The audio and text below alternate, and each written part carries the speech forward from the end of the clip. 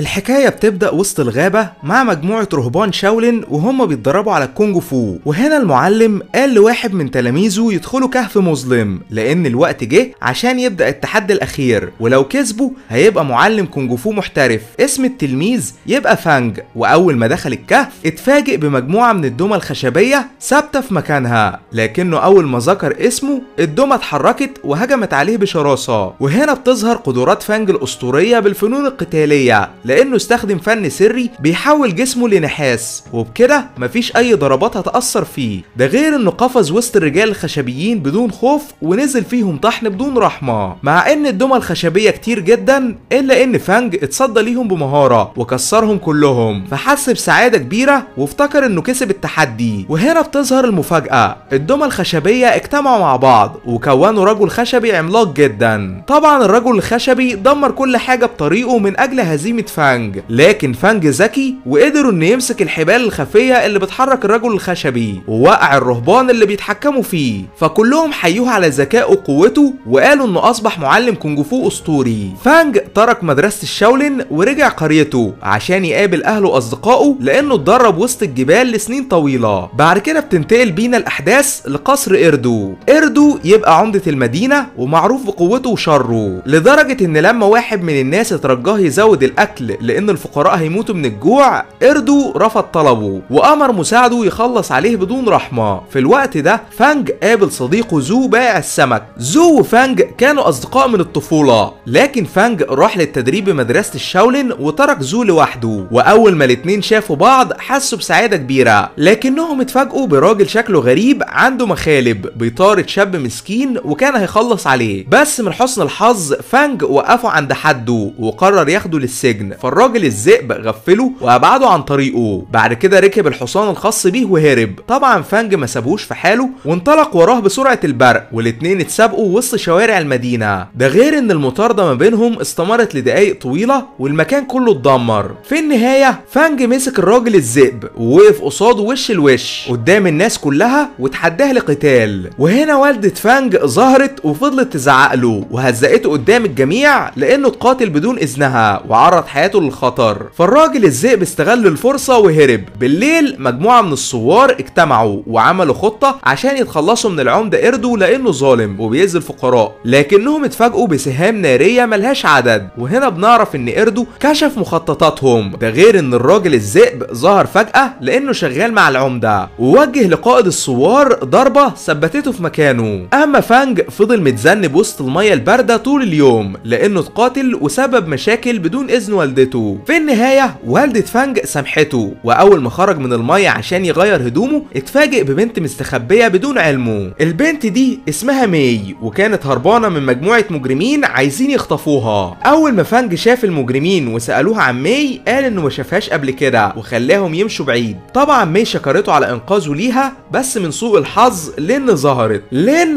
تبقى خطيبة فانج واخت صديقه زو، وافتكرت انه بيخونها مع ماي. وهنا فانج اتعصب بشدة وقال انه لازم يصالح خطيبته باي طريقة وفضل يطاردها في كل حتة. اما زو صديق فانج بلغ لين ان والده متاخر ولسه مرجعش. وهنا بنعرف ان لين واخوها يبقوا اولاد قائد الثوار اللي العمده والرجل الذئب قبضوا عليه. ده غير ان لين معاها كتاب فيه اسرار خطيره، وافتكرت لما والدها اعطاها الكتاب ده عشان تخبيه من العمده اردو لانه ممكن يأذي ناس كتير. تاني يوم الصبح فانج اخد ماي وراحوا عشان يعتذروا للين، لكن زو عرفهم انها مش موجوده في البيت واختفت بدون سابق انذار. وهنا فانج قال ان شان ممكن يكون خطفها. شان صاحب اكبر عصابه في المدينه ومعروف بقوته الرهيبه، ده غير انه كان عامل احتفال كبير وبيتحدى اقوى المحاربين. ففانج ظهر فجاه وبدأ القتال معاه لانه كان فاكر ان هو اللي خطف خطيبته. بالفعل فانج مسك شان طحنه قدام الجميع، لكنه اتفاجئ انه بيضحك وبيهزر وعرف ان مش هو اللي خطف لين، فحس بالقلق عليها لانه ما يعرفش مكانها. لما فانج كان قاعد في البيت مع ماي وزو فجأة لين ظهرت ورفضت تقول هي كانت موجودة فين. ففانج حاول يعتذر لها على افعاله لكنها اتضايقت منه وطردته من المكان في غضب شديد.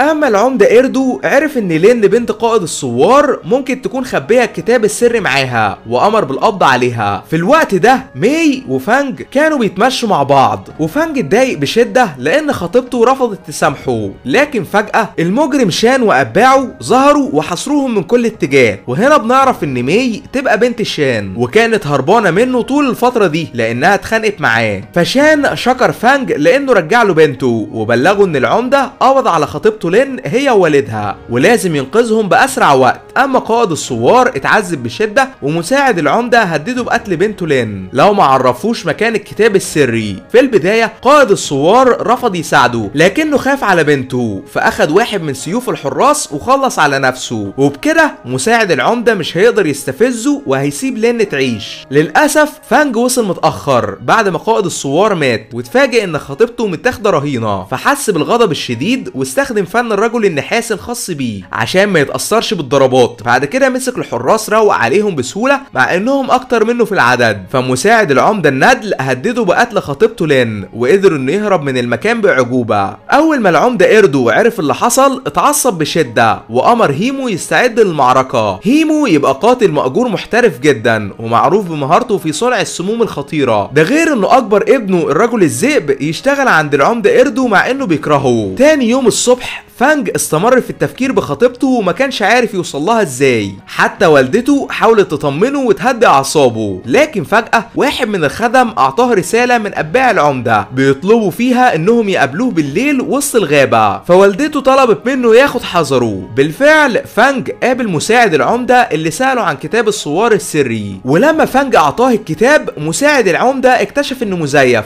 في البداية الرجل الذئب اخرج قوته بالكامل ونزل طحني في فانج لكنه تفادى ضرباته بمهارة ملهاش مثيل. اما هيمو والد الرجل الذئب استغل الفرصة واستخدم واحد من سمومه المميتة وكان هيخلص على فانج، لكن من حسن الحظ والدته ظهرت على اخر لحظة وانقذته من الموت. وهنا الرجل الذئب قرر ينسحب من المعركة لان والده اتصاب بشدة ولازم يداوي جروحه باسرع وقت. اما مساعد العمدة استغل ان فانج اتسمم واصبح ضعيف وامر الحراس يخلصوا عليه، بس من حسن الحظ مقاتل ملثم دافع عنه وخلاهم يجروا زي الكلاب. المقاتل الملثم يبقى شان وساعد فانج لانه انقذ بنته مي، ده غير انه وضعه في البخار عشان يعالجه من السم المميت. في الوقت ده العمدة زعق للرجل الذئب ووالده لانهم فشلوا بمهمتهم، فوالد الرجل الذئب اعتذر له بشدة وترجاه يعفو عنه. وهنا بنعرف ان الرجل الذئب مريض ووالده كان بيخدم العمدة غصبا عنه لان معاه العلاج الخاص بيه ومن غير العلاج ده ممكن يموت. اما فانج قدر يعرف مكان كتاب الثوار السري ووراه لوالدته شان وصديقه زو عشان يتأكدوا منه، بس فجأة وصلته رسالة من الرجل الذئب بيطلب فيها انه يتحداه وش لوش. بالفعل فانج قبل التحدي ورجع الغابة من جديد عشان يبدأ القتال حتى الموت. في بداية المعركة فانج حاول يقنع الرجل الذئب يوقف القتال لانه عارف ان العمدة بيجبره هو ووالده يحاربوا غصبا عنهم مقابل العلاج، لكن الرجل الذئب رفض يسمع كلامه وهاجم بشراسة. ففانج اتعصب بشدة واظهر قوته الحقيقية ونزل فيه طحن باستخدام فن الرجل النحاس المدمر، لكنه رفض يخلص عليه وسابه يعيش لانه عارف ان قلبه طيب ومش شرير. اول ما الرجل الذئب رجع البيت اتفاجئ ان والده توفى بسبب مرضه فحس بالحزن الشديد وفضل يبكي عليه. اما فانج قابل والدته وشان وبلغهم بقتاله مع الرجل الذئب لكنه اتفاجئ ان صاحبه زو مش موجود. وهنا بنعرف ان زو راح عشان يقابل العمدة ايردو وش لوش وطلب منه يحرر اخته لين مقابل كتاب الثوار السري. في البداية العمدة اظهر لين لاخوها وكان واضح انها اتعذبت بشدة، فزو بكى وقرر يسلم الكتاب مقابل حياة اخته، بس من حسن الحظ فانج ظهر على اخر لحظة ووقفوا عند حده. فالعمدة قال انه هيخلص على لين تماما لو ما اخدش الكتاب. وهنا فانج حاول يبدل كتاب الثوار مقابل خطيبته لين، لكن فجأة والدة فانج هي وشان ظهروا وقدروا يغفلوا مساعد العمدة ورجعوا لين بدون ما يسلموا الكتاب. فالعمدة ايردو اتعصب بشدة وامر كل الحراس يخلصوا عليهم. بالفعل القتال ما بين جنود العمدة ضد فانج واتباعه بدأ والمعركة كانت رهيبة، وفي وسط القتال العمدة كان هيقتل فانج لكن لين ضحت بحياتها عشان تنقذه. ففانج اتصدم بشدة حتى اخوها زو فقد اعصابه لانها ماتت ما بين ايديه، وهاجم العمدة ايردو بدون تردد. للأسف زو ضعيف جدا والعمدة خلص عليه بضربة واحدة بس. طبعا فانج اتجنن لأن خطيبته وصديقه العزيز ماتوا قدام عينيه، فاستخدم فن الرجل النحاسي، لكن العمدة يعرف اسلوب قتال القبضة الحديدية وقدر انه يكسر دفاعاته ويضعفه بشدة. ده غير ان باقي الحراس قبضوا على والدة فانج وشان. للأسف العمدة سيطر على فانج تماما لأنه يعرف نقط ضعفه، لكنه قبل ما يخلص عليه فجأة الرجل الذئب ظهر وهاجمه بشراسة لأنه كان سبب وفاة والده. في البداية الرجل الذئب سيطر على العمدة ايردو بقوته وسرعته الرهيبة، لكن العمدة ماهر وعنده خبرة كبيرة بالكونج فو وقدر انه ينهي حياته باستخدام فن القبضة الحديدية.